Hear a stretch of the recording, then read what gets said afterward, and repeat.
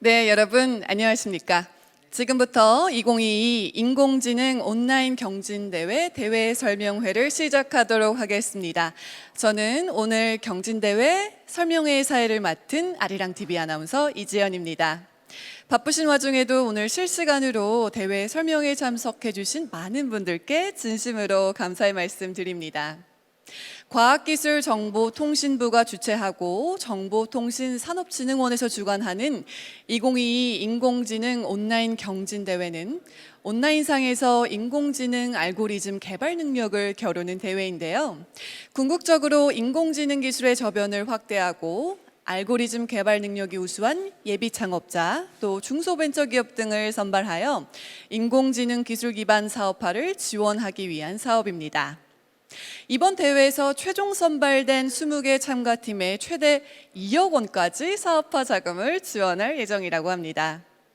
본격적으로 대회 시작에 앞서 참가자분들의 대회 참가 편의를 위해 본 대회 설명회를 준비했는데요.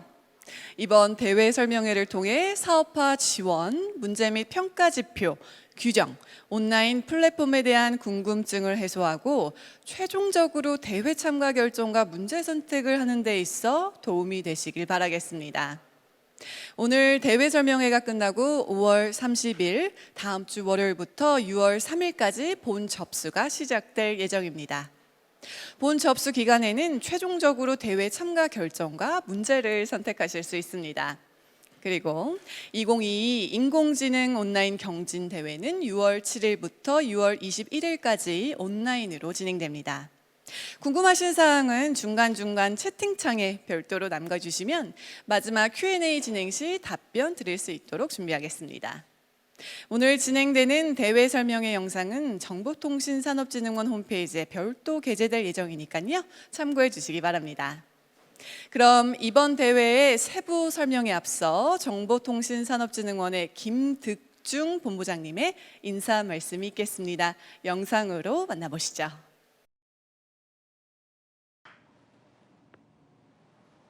안녕하십니까. 정보통신산업진흥원 AI산업본부장 김득중입니다.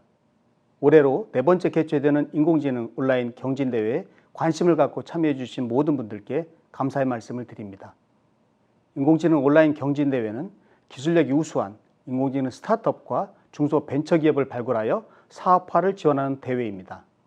지난 3년간 70여 개의 창업기업과 중소벤처기업을 발굴하여 사업화를 지원하였으며 이 과정에서 100억 원 이상의 투자를 유치하는 등 인공지능 기업이 성장할 수 있는 기반을 마련해 오고 있습니다. 이번 대회에는 지금까지 1000건이 넘게 접수되어 올해도 역시 치열한 경쟁이 예상됩니다. 이번 인공지능 온라인 경진대회 분야별 1등에게는 과학기술정보통신부 장관상, 2등에게는 정보통신산업진흥원장상이 수여될 예정입니다. 또한 총 20개 팀에게는 팀당 최대 2억 원의 사업화 자금도 지원될 예정입니다. 이번 경진대회는 모든 문제가 개방형 문제로서 참가자가 보유한 개발 환경이나 자원을 활용하여 참여할 수 있게 됨으로써 보다 많은 개발자들이 도전할 수 있을 것이라 예상됩니다. 참여하신 모든 분들이 이번 대회를 통해서 인공지능 전문가로 성장할 수 있는 좋은 계기가 되었으면 좋겠습니다. 2022년 인공지능 온라인 경진대회에 관심과 성원을 부탁드리며 정보통신산업진흥원은 경진대회가 공정하고 원활하게 진행될 수 있도록 최선을 다하도록 하겠습니다. 여러분 모두의 건승을 기원합니다. 감사합니다. 네, 김득중 본부장님 좋은 말씀 감사합니다. 본부장님의 진심 어린 응원과 그 마음이 참가자분들께도 닿았으면 좋겠네요. 바로 이어서 대회 기요 및 사업화 지원에 대해 설명해 드리겠습니다. 주식회사 마인즈앤컴퍼니의 김상만 상무님께서 준비해 주셨습니다. 함께 보시죠. 과학기술정보통신부가 주최하고 정보통신산업진흥원이 주관하는 2022년 인공지능 온라인 경진대회 운영 용역사의 마인즈앤컴퍼니 김상만 상무입니다. 대회 개요에 대해서 설명드리도록 하겠습니다. 2022년 인공지능 온라인 경진대회는 온라인 경연을 통해 AI 알고리즘 개발 기술력이 우수한 팀에게 사업화 지원을 목적으로 하고 있습니다. 인공지능에 관심 있는 누구나 참여가 가능하며 최대 2억 원의 사업화 지원, 총 20개 팀 40억 원을 지원하며 각 분야별 1등, 2등에게는 장관상 및 기관장상을 제공합니다.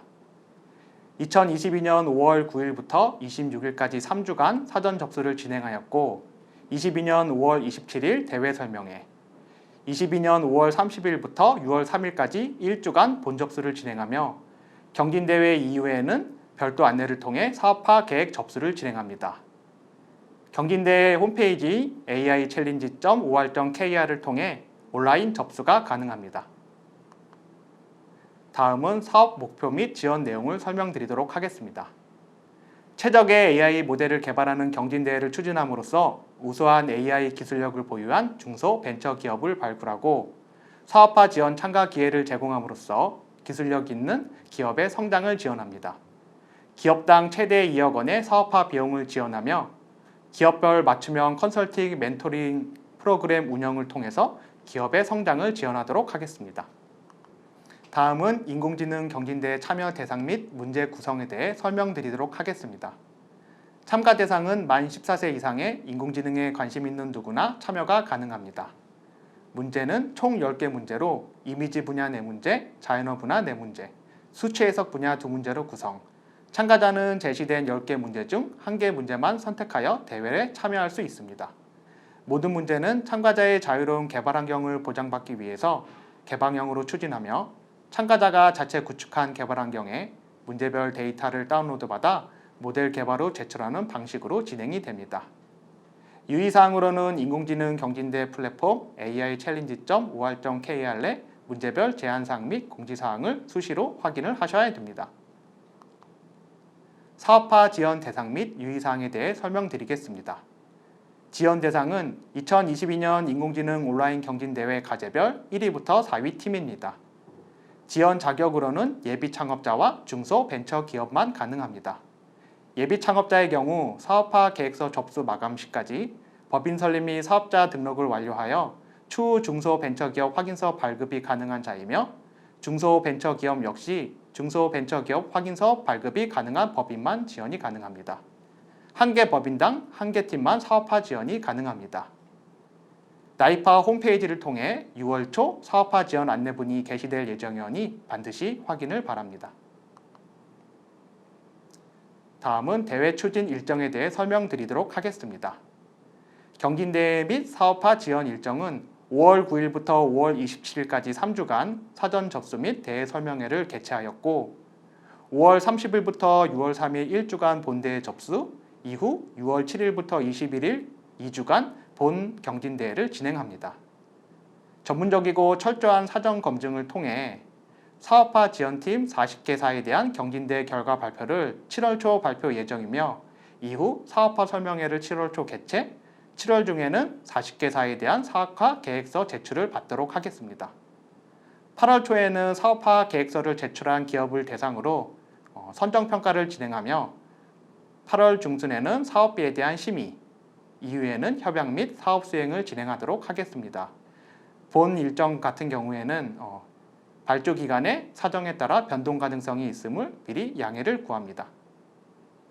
네, 김상만 상무님 감사합니다. 본 접수는 다음 주 5월 30일부터 6월 3일까지 진행될 예정입니다. aichallenge.or.kr에서 접수 가능하니 참고해 주시기 바랍니다. 또 앞서 말씀드렸다시피 궁금하신 사항은 중간중간 채팅창에 남겨주시면 발표가 마무리된 후에 Q&A 세션에서 최대한 답변 드리도록 하겠습니다. 참가자분들께서 가장 궁금해하실 내용을 저희가 준비했습니다. 경진대회 출제 문제 및 평가 지표에 대한 내용인데요. 이번 경진대회의 10문제는 카이스트 김재철 AI대학원 중심으로 운영위원회를 구성해서 문제를 출제했습니다. 카이스트 김재철 AI대학원의 교수님들께서 부분별로 나누어서 내용을 자세히 설명해 주셨는데요.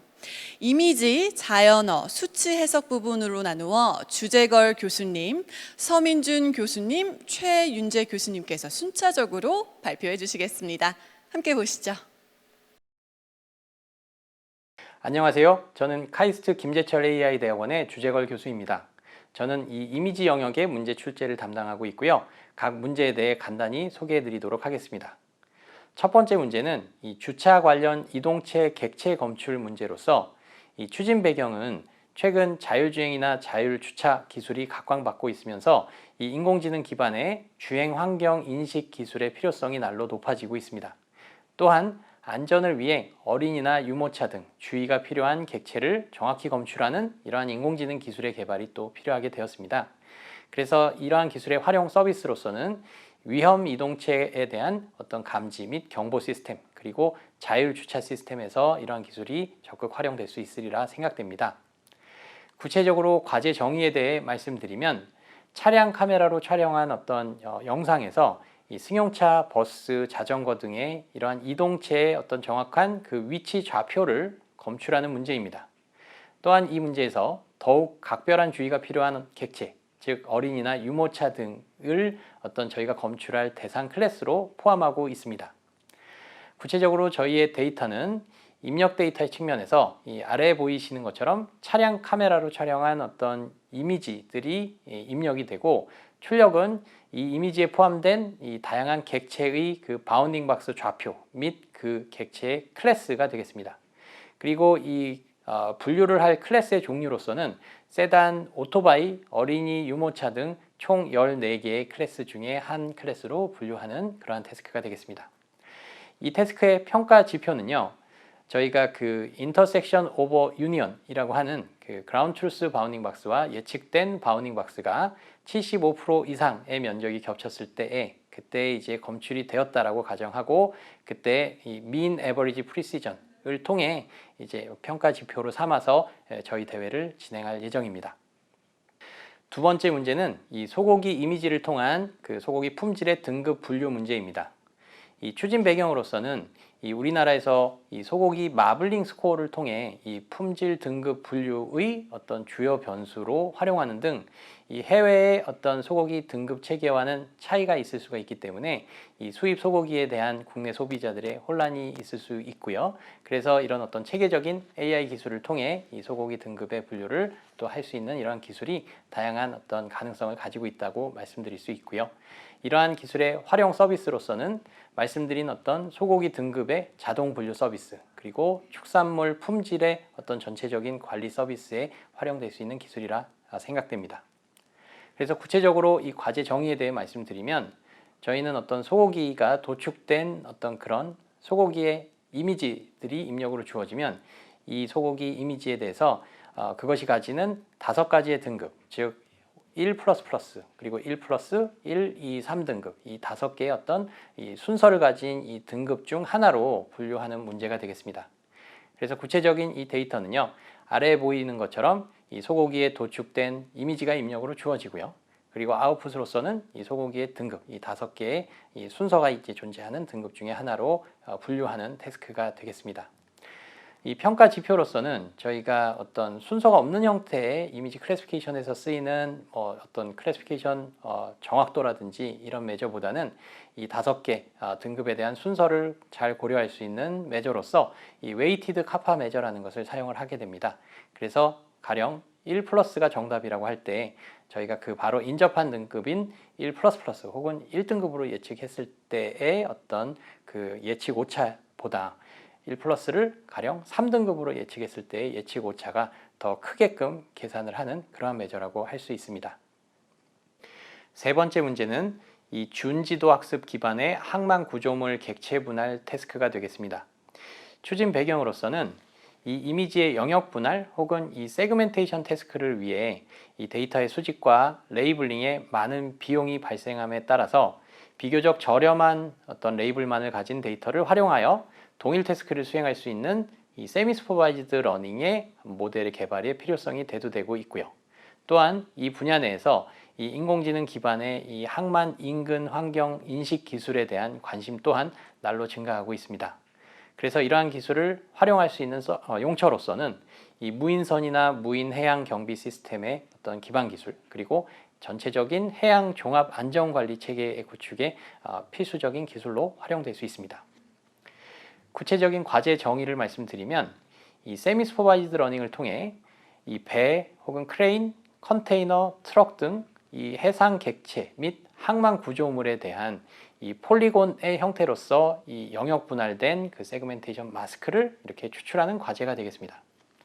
구체적인 데이터는 입력 데이터는 이제 개별적인 그 항만 구조물에 대한 2D 영상이 되겠고요. 그 다음엔 아웃풋은 거기서 검출된, 그래서 이제 영역 분할이 된 어떤 특정 구조물에 대한 위치, 그리고 이제 세그멘테이션 마스크가 어떤 폴리곤 형태의 좌표 값으로 이제 나타나게 되고, 해당 그 객체의 클래스까지 저희가 이 결과로서 도출하게 됩니다. 구체적으로 여기서 등장하는 클래스의 종류는 위에서 말씀드린 총 4개의 클래스를 저희가 대상으로 삼게 되고요. 이 태스크의 평가 지표는 이 세그멘테이션 태스크에서 널리 쓰이고 있는 이 인터섹션 오버 유니언, 즉 IOU라는 이 값을 이 각각의 이 객체 및 그 주어진 테스트 데이터의 이 여러 이미지에 대해 평균 낸 이 mean IOU 혹은 MIOU라는 값을 통해 저희 대회의 평가 지표로서 사용될 예정입니다. 네 번째 문제는 이 토지에 대한 피복 지도 항공 위성 영상에 대한 이 손상 이미지의 복원 태스크가 되겠습니다. 이 추진 배경으로서는 이 항공 위성 이미지가 이 국토 관리나 해양 수자원 관리, 국토 안보 등에 있어서 큰 활용도를 가지고 있으나, 이 이미지에 대한 어떤 훼손이나 결함이 발생 시에 이 재촬영이나 재수집이 어렵다는 한계점이 있고요. 또한 최근 비약적으로 발전하고 있지만 그 평가 방식의 어려움으로 인해 이 경진대회의 출제가 조금은 까다로웠던 이런 큰 틀에서의 이미지 생성 혹은 합성 모델을 이 경진대회에 비교적 적합한 이 이미지 인페인팅 문제의 형태로 이제 출제를 하게 된 배경을 가지고 있습니다. 그래서 이러한 기술의 활용 서비스로서는 기상 상황 그리고 비행체 등으로 인한 그 항공 영상의 어떤 음영 발생이나 흐림, 가림 등의 어떤 항공 이미지의 퀄리티를 개선할 수 있는 그런 용도로 활용될 수 있고, 또한 국가 안보 관련된 이 항공 영상에서의 어떤 특정 부분의 비식별화 등에도 활용될 수 있습니다. 구체적인 과제의 정의는 주어진 항공 이미지 내에서 어떤 결측된 혹은 손실된 영역의 그 픽셀 값들을 복원해내는 그런 태스크로서 이 도심이나 녹지 산림 등 다양한 이 영역의 그 이미지에 대한 이 이미지 인페인팅 문제로서 다루게 됩니다. 구체적인 이 데이터는요, 입력 이미지로서 이 결측이 존재하는 그 항공 위성 이미지가 512x512 사이즈로 주어지고, 아웃풋으로서는 이 결측 영역이 어떤 그럴듯한 이제 픽셀 값들로 잘 채워진 그런 이제 복원된 이미지가 출력 값으로 되겠습니다. 평가 지표로서는 저희가 이 Peak Signal to Noise Ratio라고 하는 혹은 이 PSNR이라는 매저를 사용하게 되고요. 이 매저는 저희가 복원할 영역에 대한 그 원래 가지고 있던 Ground Truth RGB 픽셀 값과 이 복원된 그 픽셀 값들 간의 차이를 계산함으로써 이 저희의 평가 지표를 계산하게 되고, 이러한 평가 지표를 통해 저희 이 네 번째 문제에 대한 대회가 진행될 예정입니다. 안녕하세요. 카이스트 김재철 AI대학원 서민준입니다. 이번 대회에서 자연어 영역을 맡게 됐습니다. 반갑습니다. 5번 문제는 문서 검색 효율화를 위한 기계 독해 문제입니다. 추진 배경은 빠른 속도로 축적되는 대량의 자연어 데이터를 활용하기 위해서 특정 정보를 효율적으로 찾는 검색 기능의 수요가 늘고 있는데요. 따라서 특정 도메인의 한국어 데이터에 대한 개발과 지원 그리고 독려가 필요합니다. 활용 서비스로는 전문 분야 문서 시멘틱 검색 시스템, 그리고 AI 챗봇 상담 등이 있습니다. 좀 더 엄밀한 과제 정의로는 주어진 질문 속에서 질문의 답을 찾는 머신 리딩 컴프리헨션 문제이고요. 각 모델은 입력값으로 본문 문단별 텍스트 및 질문을 받고, 출력값으로 각 질문의 답, 즉 텍스트와 위치 인덱스를 내보내야 합니다. 아래 샘플 이미지가 있는데요. 예를 들어 질문으로 미세먼지 생성 물질의 배출을 저감하고 종합적으로 관리하기 위한 법을 어디서 제정했나 라고 이렇게 물어보면, 실제로 관련된 지문 중에서 환경부라는 답을 찾는 형태로 모델이 학습되고 또 테스트됩니다. 평가 지표로는 이그젝트 매칭을 사용하고 있는데요. 이그젝트 매칭의 경우 추론한 문자열이 정답 문자열과 완전히 일치할 경우에만 정답으로 인정합니다. 6번 문제는 도서 데이터베이스 활용을 위한 문서 검색 문제입니다. 인터넷 사용 환경 확산과 데이터 및 검색량의 지속적인 증가에 따라서 검색 시스템의 효율화가 필요한데요. 이에 따라 도서 자료에 최적화된 검색 기술에 대한 니즈가 증대되고 있습니다. 활용 서비스로는 도서 검색 엔진 서비스, 그리고 검색 엔진 데이터 도메인 최적화 등이 있겠습니다. 좀 더 엄밀하게 과제의 정의를 하자면 질문 쿼리에 대한 답을 가진 텍스트를 검색하는 문제인데요. 모델은 입력값으로 질문 텍스트를 받고 출력값으로는 질문에 대한 해답이 위치한 문서 아이디를 내보내야 합니다. 예를 들어서 다음과 같은 질문이 있다고 했을 때요. 누가 감시기에 대한 전체적인 관리를 책임지는 사람으로 경보 대응 및 처리 업무를 하니, 이런 질문을 모델이 받게 되면은 이런 질문을 답할 수 있는 문서를 찾고 그 문서에 대응되는 아이디를 내보내야 합니다. 한 가지 유의하실 점은 텍스트가 아니라 문서에 대응되는 아이디를 출력값으로 해야 한다는 것입니다. 평가 지표로는 MRR을 사용하고 있는데요. MRR은 Mean Reciprocal Rank의 약자로서 추론 우선순위를 반영한 순위 역수의 평균입니다. 7번 문제는 스마트카 음성인식 고도화 문제입니다. 최근 음성인식 기술을 연계해 다양한 컨텐츠를 제공할 수 있는 차량 IT 융합 분야가 활성화되고 있는데요.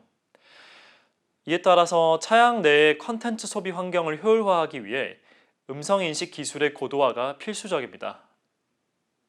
활용 서비스로는 홈투카 및 카투홈 서비스, 그리고 핸즈프리 어플리케이션 연계 서비스 등이 있겠습니다. 좀 더 엄밀하게 과제 정의를 하자면 스마트카에서 사용할 만한 발화 명령어를 인식하는 문제, 즉 스피치 투 텍스트 문제라고 보시면 되겠습니다. 모델은 입력값으로 스마트카 명령어 음성을 받고요. 출력값으로 전사가 된 텍스트를 내보내야 합니다. 평가 지표로는 CER, 즉 Character Error Rate의 약자로 아래와 같이 계산이 됩니다. 참고로 이 문제의 경우는 오프라인 환경에서 재현성 검증을 할 예정이기 때문에 모델이 외부의 API를 사용하면 안 되고요. 따라서 이 부분을 꼭 유의해 주시면 감사드리겠습니다. 8번 문제는 음성 보안 솔루션을 위한 화자 인식 문제입니다. 화자 인식 기술은 다른 생체 인식 방식에 비해 저렴한 비용의 시스템 구성, 높은 사용자 편의성을 가지고 있는 반면 음향적 특성이 발화자 특성에 따라 달라짐에 따라 여전히 어려움이 존재하는데요. 등록 화자가 다수인 상황에서 화자 인식 기술의 고도화가 필요합니다.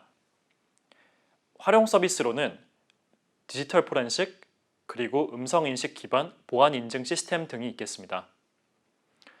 좀 더 엄밀하게 과제 정의를 하자면 등록 화자 목록 중에서 음성 파일의 발화자 아이디 혹은 등록되지 않은 발화자임을 식별하는 문제인데요. 입력값으로 발화 음성이 들어오고요. 모델은 발화자 아이디를 출력하거나 만약에 발화자가 목록에 없는 화자일 경우에는 unknown으로 출력을 해야 합니다.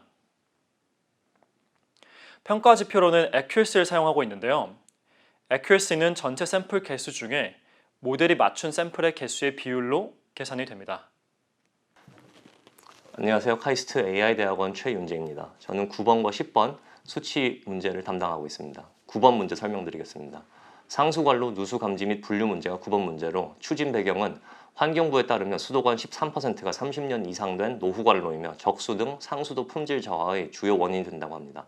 현재 누수 확인 및 누수율 관리는 누수 탐사 전문가의 투입을 통해 이루어지기 때문에 누수 감지 및 누수 구분 자동화를 통해서 시간과 비용을 절감할 수 있다고 합니다.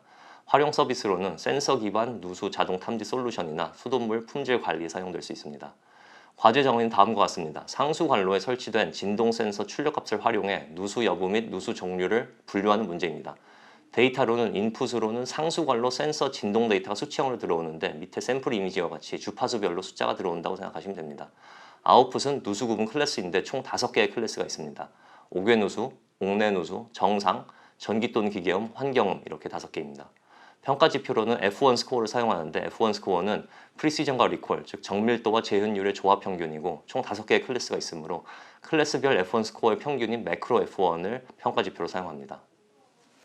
네, 10번 문제 설명드리겠습니다. 10번 문제는 수질 오염 요인 시계열 예측 문제입니다. 추진 배경으로는 최근 녹조 현상이 심각해지는 등 수질 오염과 그에 따른 사회 경제적 비용 및 생태계에 미치는 영향 등에 대한 관심이 높아지고 있습니다. 효과적인 수질 오염 요인 확산, 완화 및 선제적 조치를 위해서는 정확한 미래 예측이 필수적이라고 생각합니다. 활용 서비스로는 수질 관리 자동화 서비스나 환경오염 추세 예측에 사용이 될 수 있습니다. 과제 정의는 총 약 500개 정도가 되는 하수 사업장별로 수소이온 농도, 부유물질 등 6개의 수질 오염원의 시계열 수치를 예측하는 문제입니다. 데이터로는 인풋으로 기준 시점 이전인 2018년 1월까지의 수질 오염 요인들의 시계열 데이터가 들어오고 아웃풋으로는 기준 시점 이후인 2018년 2월 이후에 수질 오염 요인들의 시계열을 예측하는 것입니다. 그래서 데이터는 밑에 샘플 이미지와 같이 총 6개의 수질 오염 요인들이 시계열로 입력이 된다고 생각하시면 됩니다. 평가 지표는 RMSE, Root Mean Squared Error를 사용하는데 이것은 총 사업장, 즉 500개의 모든 사업장에서 각 6개의 수질 오염 요인을 얼마나 정확하게 맞추는지를 평균적으로 나타내주는 지표라고 생각하시면 됩니다. 네, 주재걸 교수님, 서민준 교수님, 최윤재 교수님, 세 분의 교수님들 감사합니다. 이번 대회 출제 문제와 그 평가 지표에 대해 자세히 설명해 주셨는데요. 내용을 잘 검토해 보시고 참가자분들께 가장 적절한 문제를 잘 선택하셔서 이번 대회에서 좋은 결과 있으시길 진심으로 바라겠습니다. 궁금하신 사항 중간중간 지금 채팅창에 많이들 올려주시고 계신데요. 발표가 마무리된 후에 Q&A 시간에 최대한 더 답변을 드리도록 하겠습니다. 이번에는 이번 대회 참가를 위한 가장 중요한 부분이 아닐까 싶은데요. 대회 규정 및 온라인 플랫폼에 대해 이번 대회 운영사인 주식회사 마인젠컴퍼니의 김선일 수석님께서 설명해 주시겠습니다. 함께 보시죠. 안녕하십니까. 마인젠컴퍼니의 김선일 수석입니다. 그러면 이어서 대회 규정 및 온라인 플랫폼 설명에 대해서 말씀을 드리도록 하겠습니다. 첫 번째로는 이제 리마인드 차원으로 인공지능 온라인 경진대회에 대해서 다시 한 번 더 말씀을 드리겠습니다. 올해 2022년도 인공지능 온라인 경진대회는 이제 10개 문제를 선정을 하였습니다. 그래서 작년과 동일하게 이제 이미지, 자연어, 수치 해석 분야에 대해서 문제를 출제를 하였고요. 그리고 자동차, 축산물, 해양 운송 등의 굉장히 다양한 산업에 걸쳐서 이제 활용 가능한 문제들을 출제를 하였습니다. 그리고 작년과 다른 점은 작년은 이제 GPU 제공형과 오픈형을 동시에 했다라고 한다면 올해는 모든 문제들이 다 오픈형 경진대회로 이루어질 예정입니다. 그래서 온라인 환경에서 이제 제출을 하실 수 있겠고요. 그리고 여기서 프리트레인 모델도 또한 오픈형으로 이제 모든 것들을 사용할 수 있으나 단 이제 홍보 시작일 5월 9일 이전까지 온라인에 배포된 프리트레인 모델만 허용을 하고 있습니다. 그래서 자세한 규정은 뒤에서 좀 더 설명을 드리도록 하겠습니다. 그리고 세 번째로는 이제 우수한 기업에게 이제 사업화 지원이랑 이제 포상 기회를 제공해 준다는 점이 있겠습니다. 그래서 본 대회를 통해서 총 40팀에 걸쳐 가지고 이제 사업 계획 제출 자격을 제공받게 되겠고요. 그리고 최종적으로 그 40팀 중에서 우수한 사업화 지원을 받는 팀은 총 20팀이 되겠습니다. 그래서 각 기업별 2억 원 내외의 그 사업화 지원금과 그리고 우수팀, 각 분야별로 우수팀 같은 경우는 장관상 및 기관장상을 제공해 드리겠습니다. 대회 일정에 대해서 말씀을 드리겠습니다. 대회는 총 2주간 진행될 예정이고요. 이제 차주부터 이제 본 접수가 먼저 진행이 되겠습니다. 본 접수 기간은 5월 30일부터 6월 3일까지 이루어지는 점이 있겠고요. 여기서 꼭 확인해 주셔야 될 거는 이제 사전 접수랑 본 접수랑은 굉장히 다른 프로세스입니다. 그래서 이제 본 접수 같은 경우에는 과제까지 선정하고 팀 구성을 하는 것까지 완료를 해주셔야 되기 때문에 이 부분은 꼭 놓치지 말고 이 기간 내에 해주시는 것을 말씀드리겠습니다. 그리고 이제 5월 30일 11시가 되면은 이제 홈페이지가 이제 오픈이 되고 이때 이제 데이터 설명과 문제 설명 그리고 이제 실제 샘플 데이터를 확인하실 수가 있겠습니다. 그래서 이거를 확인하신 후에 이제 신중하게 이제 한 과제를 선택을 해주시면 되겠습니다.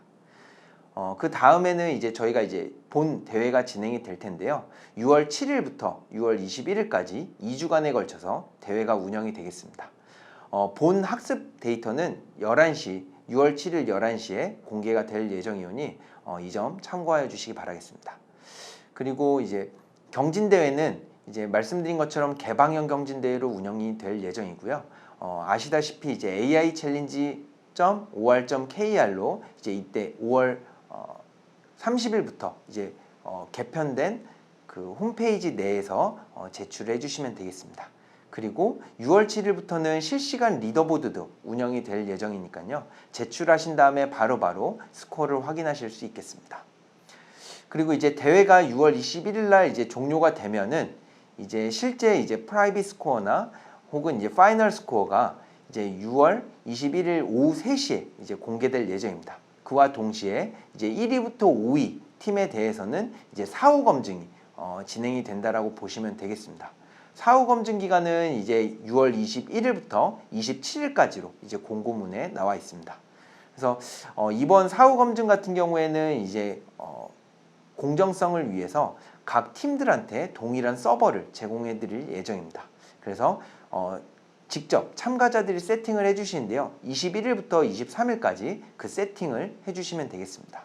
그리고 본격적으로 이제 23일 오후 3시부터 27일 오후 3시까지는 이제 운영사가 자체적으로 검증이 진행된다라고 보시면 될 것 같고요. 그리고 이건 대회 상황에 따라서 좀 일정이 변경될 수 있다는 점은 미리 말씀을 드리도록 하겠습니다.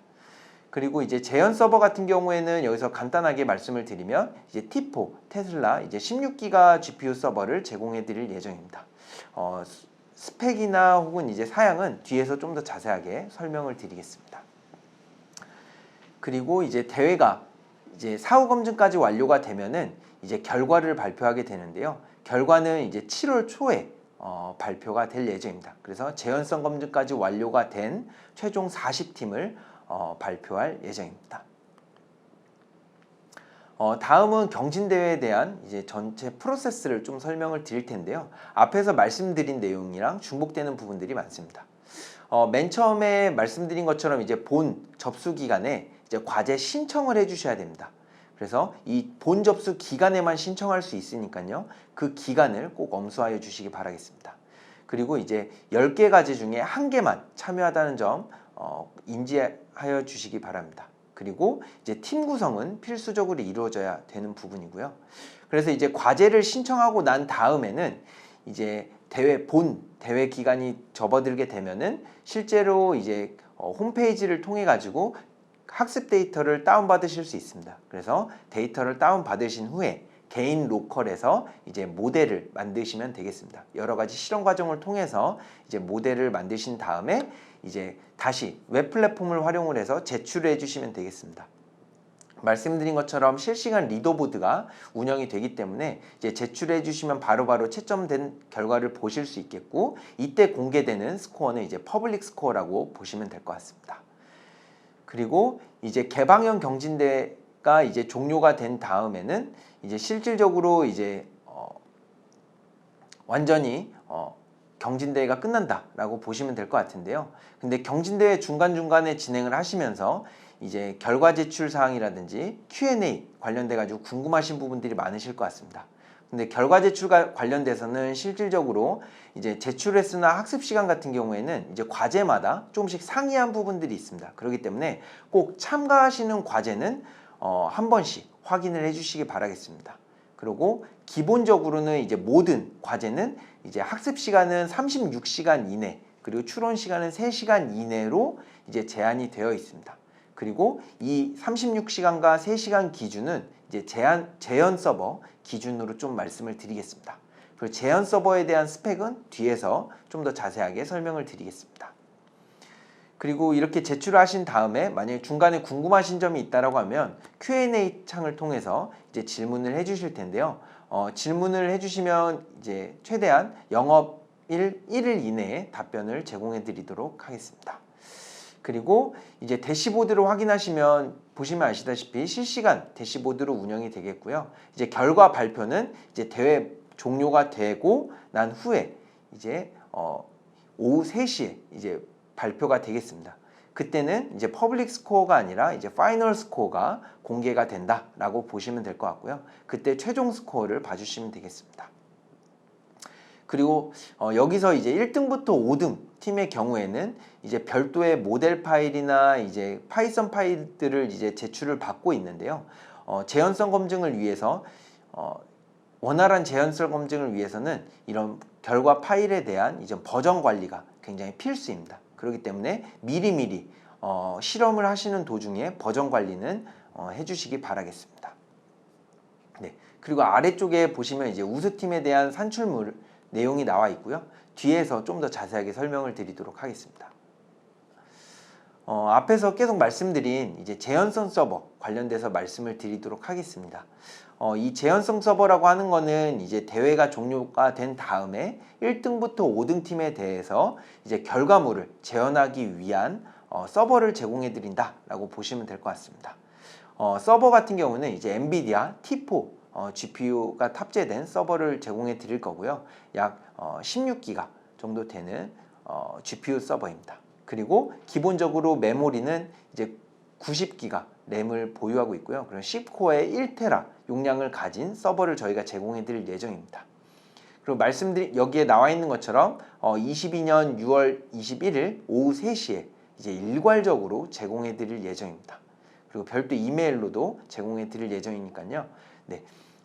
오후 3시가 되면은 해당 1등 팀부터 5등 팀까지는 이거를 확인하신 뒤에 이제 서버에 들어가셔서 그 해당 그 재현을 해주시면 되겠습니다.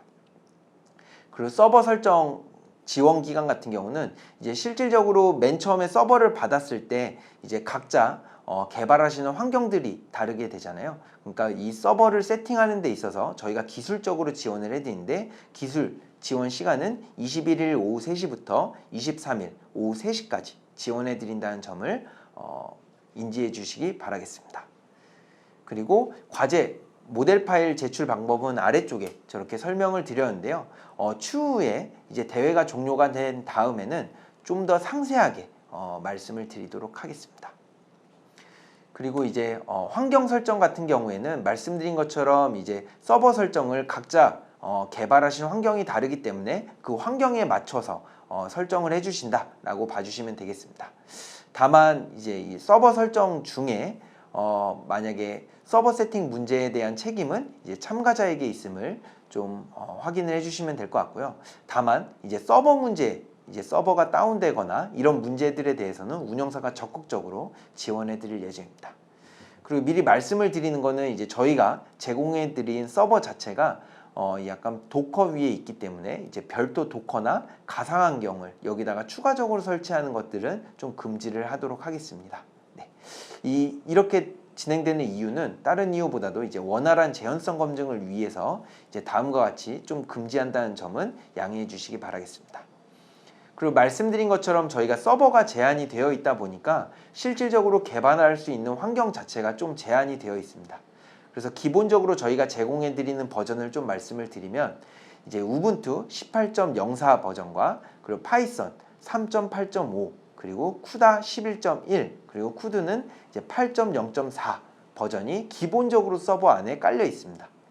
그리고 이제 이 서버와 호환되는 버전을 좀 말씀을 드리면 파이썬은 3.7부터 3.8까지 버전 그 서브 버전은 아무거나 사용을 하셔도 되겠고요. 3.7.x 버전부터 3.8.x 버전은 모두 호환이 가능하다라고 말씀을 드릴 수 있겠고, 그 텐서플로우는 2.4부터 2.7 그리고 파이토치는 1.7부터 1.10까지 버전을 사용을 해주시면 감사드리겠습니다. 다음은 이제 플랫폼에 대한 설명을 드리도록 하겠습니다. 저희가 이제 그 말씀드린 것처럼 본 접수 기간이 되게 되면은 이제 플랫폼 자체가 이제 업데이트가 되게 됩니다. 현재는 이제 사전 접수 페이지로 되어 있고요. 이제 본 접수 페이지가 오픈이 되게 되면 방금과 지금 보시는 화면과 같은 이런 페이지로 업데이트가 되어 있을 겁니다. 그러면 오시면은 이제 여기 aichallenge.or.kr로 들어오시면 해당 페이지가 보이실 거고, 우측에 보시면 이제 로그인 페이지가 있을 겁니다. 그래서 사전 접수 때 활용하셨던 그 로그인 아이디와 비밀번호를 이용하셔서 진행을 해주시면 되겠습니다. 그런 다음에 이제 대회 참여 버튼을 눌러주시면 대회 약관이나 이제 규정과 관련된 이제 동의 받는 화면이 나오게 될 겁니다. 그래서 대회 참여를 하신 거면은 오른쪽과 같이 이런 신청서가 나오게 될 거고요. 그 신청서에 따라서 양식을 작성해 주시게 되면 본 대회가 접수된다 라고 말씀을 드릴 수 있겠습니다. 여기서 꼭 아셔야 되는 부분이 여기서 팀장님과 팀원들 모두 대회에 참여가 되어 있어야 됩니다. 그래야만이 이제 추후에 진행될 이제 그 팀 구성이 가능하다라는 점을 미리 좀 설명을 드리겠고요. 네, 모두 다 참여해 주시면 감사드리겠습니다. 그리고 말씀드린 것처럼 이제 모두가 다 이제 대회에 참여하게 되면은 이 다음에 이제 팀을 구성하게 될 텐데요. 왼쪽에 보이시는 것처럼 이제 팀 구성 탭을 누르게 되면은 다음과 같이 이런 팀 구성 페이지가 나오게 됩니다. 그래서 팀명을 설정해 주시면 되겠고요. 팀명이 설정한 후에 이제 팀원들을 초대하고 싶다라고 하면은 아래에 보시는 이제 3번 부분을 보시면 이제 아이디를 입력한 다음에 이제 초대 발송을 누르게 되면은 제가 이제 초대를 할 수 있게 됩니다. 여기서 좀 알아두셔야 될 부분은 초대를 한 사람이 이제 팀장이 된다라고 생각을 해주시면 되겠습니다. 그리고 팀장이 어찌됐건 이제 과제를 선택할 수 있는 권한이 있다라는 부분은 인지를 해주시면 감사드리겠습니다. 그 다음에 이제 팀이 구성이 됐으면 이제 제가 참여하고 싶은 과제들을 쭉 보시면 되겠습니다. 10개의 과제에 대한 리스트가 있겠고요.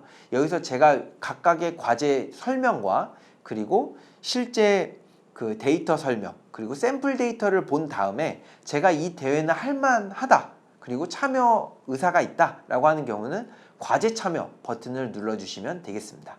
이거는 리더가 눌러주시면 감사드리겠습니다. 그 다음에는 이제 데이터 다운로드 방법은 이제 과제를 참여하게 되면 왼쪽에 보이시는 바와 같이 이제 과제 참여 중이라고 하는 이제 버튼이 활성화가 됩니다. 그래서 활성화가 되면 이제 아래쪽에 데이터 설명이나 코드 공유나 결과 제출 그리고 이제 과제 공지 관련된 문의 사항들을 볼 수가 있는데요. 실질적으로 대회가 진행이 되어야만이 이제 그 코드 공유나 결과 제출이 활성화가 될 거고요. 그 전까지는 저희가 샘플 데이터를 올릴 예정입니다. 그래서 데이터 설명란에 가서 샘플 데이터를 확인한 다음에 보시면 되겠습니다. 그리고 이제 결과 제출 탭에 가시면은 이제 결과 제출에 대한 지원을 해주는 페이지입니다. 그래서 여기 보이시는 바와 같이 3번 페이지에 이제 파일 첨부를 통해 가지고 CSV나 혹은 TSV 혹은 이제 모델을 이제 업로드를 해주시면 되겠습니다. 대부분 이제 오픈형 경진대회이기 때문에 모델까지는 제출을 안 하고 대부분 그 CSV 파일이 제출이 대부분이고요. 그리고 혹시나 이제 4번 항목 같은 경우에는 이제 히스토리 관리를 위해서 이제 제출하시는 파일에 대한 설명을 작성을 해주시면 되겠고요. 그리고 최종적으로는 5번 그 버튼에 있는 등록 버튼을 눌러주시게 되면 이제 결과 제출이 완료가 된다라고 말씀을 드릴 수 있겠습니다.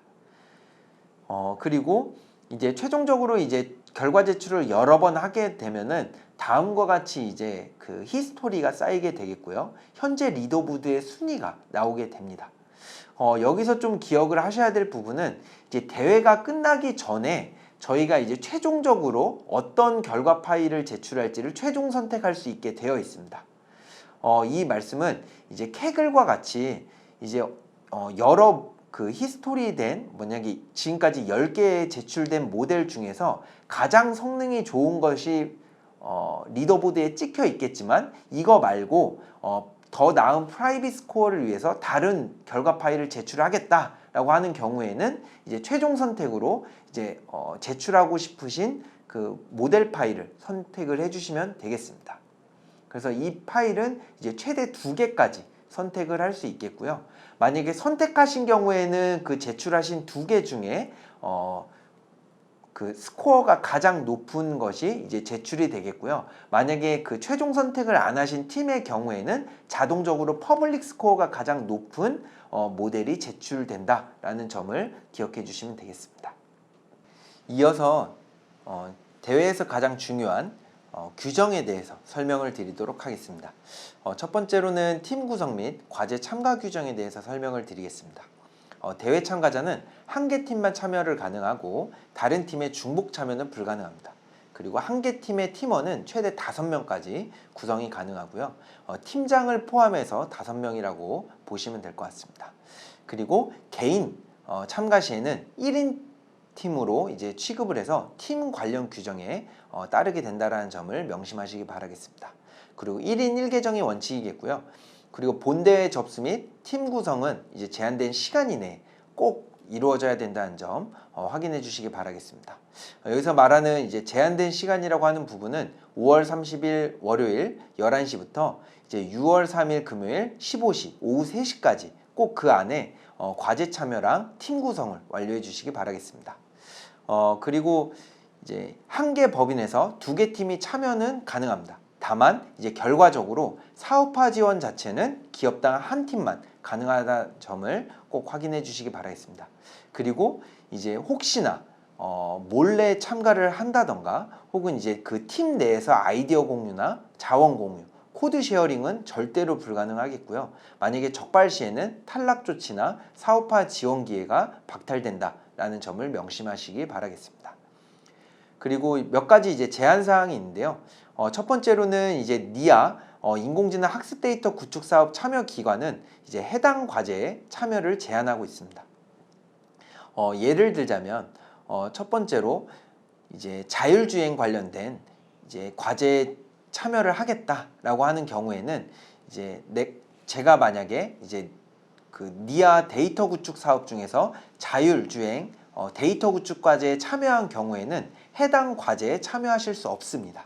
근데 다만 이제 자율주행을 제외한 남은 과제에는 참여하실 수 있다는 점은 예를 들어 드리도록 하겠습니다. 그리고 추가적으로 이제 나이파 인공지능 경진대회 우수기업 사업화 지원을 기존의 2회 이상 받은 기업 같은 경우에는 사업화 지원 대상에서 제외된다라고 말씀을 드릴 수 있겠습니다. 그리고 기존의 나이파 대회라고 하는 부분은 2019년도부터 21년도까지 진행되었던 경진대회를 말합니다. 그리고 이제 참가 규정을 말씀을 드리면 이제 총 정리를 해서 말씀드리면 한 개의 참가팀은 10개 문제 중에서 꼭 한 개 과제에만 참여가 가능하겠고요. 이제 중복 참여는 안 된다라고 말씀을 드렸습니다. 그리고 이제 과제에 대한 과제 설명을 잘 숙지를 한 상태로 이제 해주셔야 되고 과제별로 별도의 이제 제한 사항들이 있을 수가 있으니 꼭 해당 제한 사항까지도 철저하게 읽어보시고 준수해 주시기 바라겠습니다. 다음은 이제 개발 환경 및 프레임워크 규정에 대해서 말씀을 드리겠습니다. 말씀드린 것처럼 이제 문제별 제한 사항이나 제가 아까도 앞에서도 말씀드린 것처럼 저희가 기본적으로 이제 재현 서버 기준으로 이제 개발하실 것을 이제 권고해 드리겠습니다.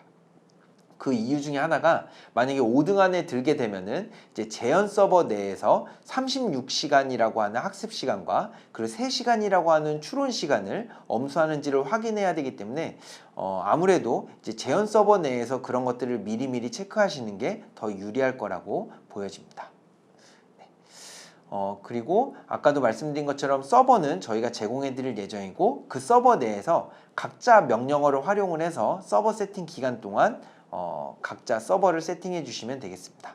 그리고 별도의 개발 환경이나 프레임워크 설치 사용하실 경우에는 이제 만약에 거기서 오류라든지 재현성이라든지 시간 손실에 대한 부분들은 다 참가자가 책임이 있다라고 말씀을 드릴 수 있겠고 혹여나 이제 서버에 관련돼 가지고 문제가 있을 시에는 이제 운영사가 즉각적으로 지원해 드릴 수 있는 체계를 마련하도록 하겠습니다.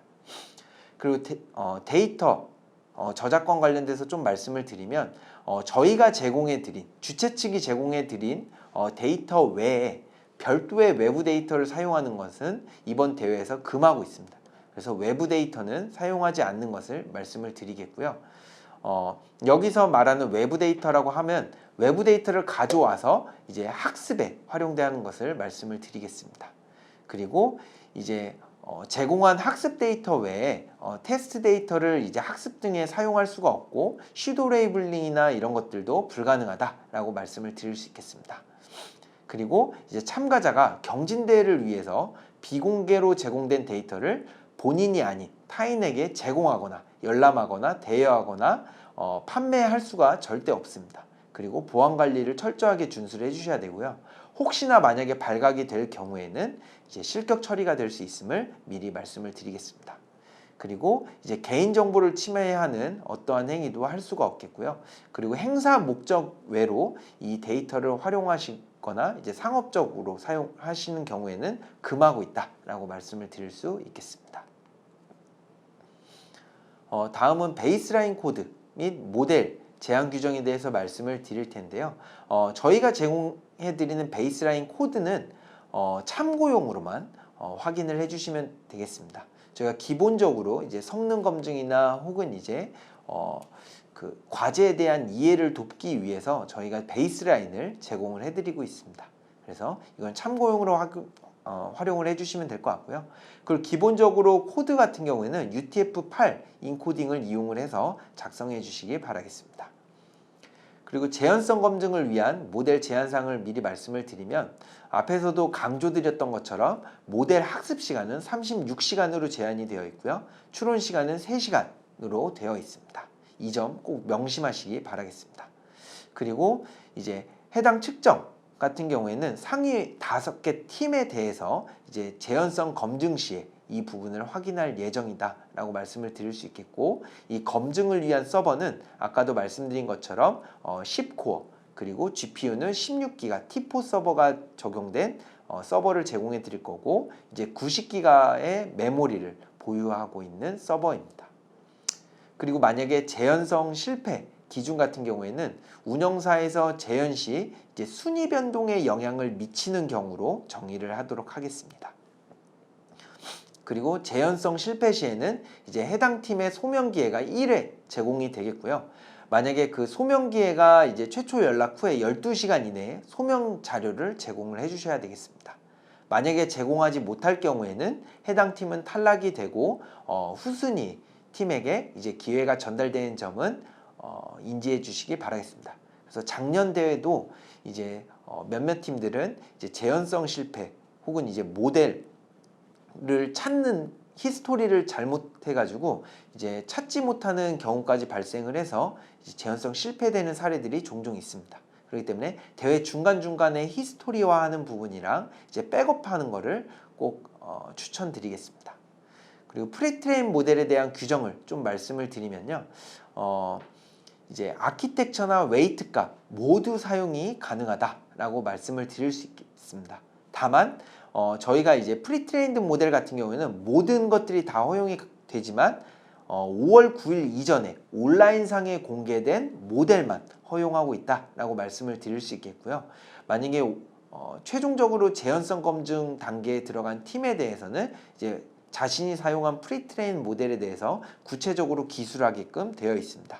그래서 그때 이제 저희가 모델을 확인한 다음에 5월 9일 이후에 이제 업로드가 됐거나 공개된 정황이 포착될 시에는 이제 부정행위로 간주를 해서 실격 처리를 하도록 하겠습니다.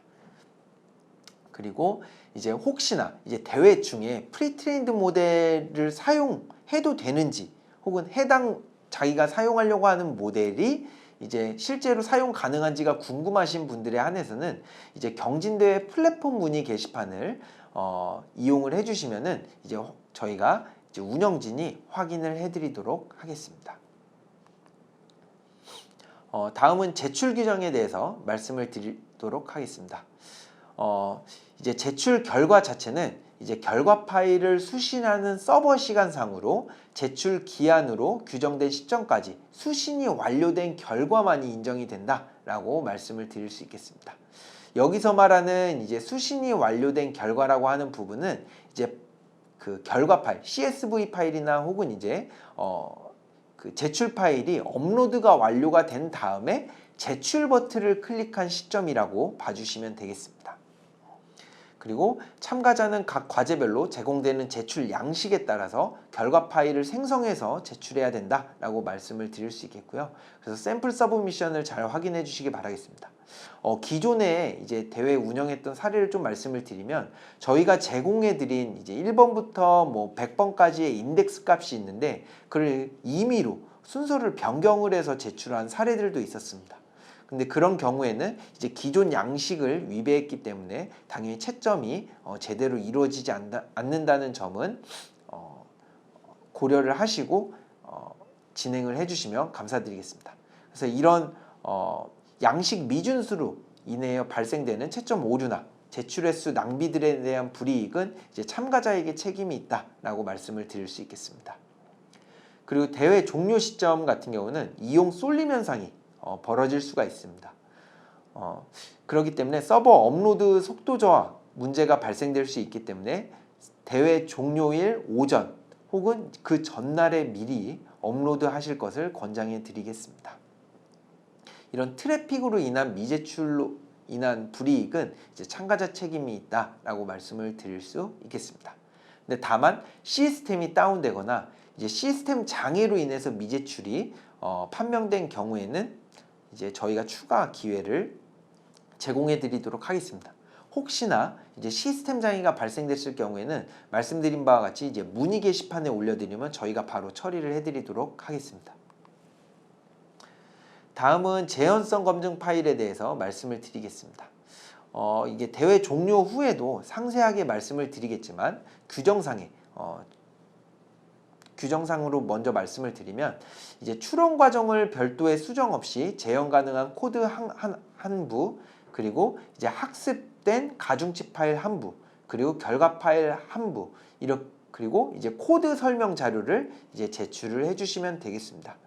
최대한 코드 설명 자료를 좀 자세하게 기술해 주시는 것을 권장드립니다. 왜냐하면 이제 중간중간에 저희가 이제 재현성 검증을 학습부터 이제 진행이 되기 때문에 제대로 이제 코드 설명이 안 되어 있는 경우에는 이제 실행조차 좀 어렵게 코드가 짜여져 있는 경우들이 많기 때문에 저희가 직접 학습부터 돌려본다라는 거를 좀 염두에 두시고 코드 설명 자료를 자세하게 작성을 해주시면 되겠습니다.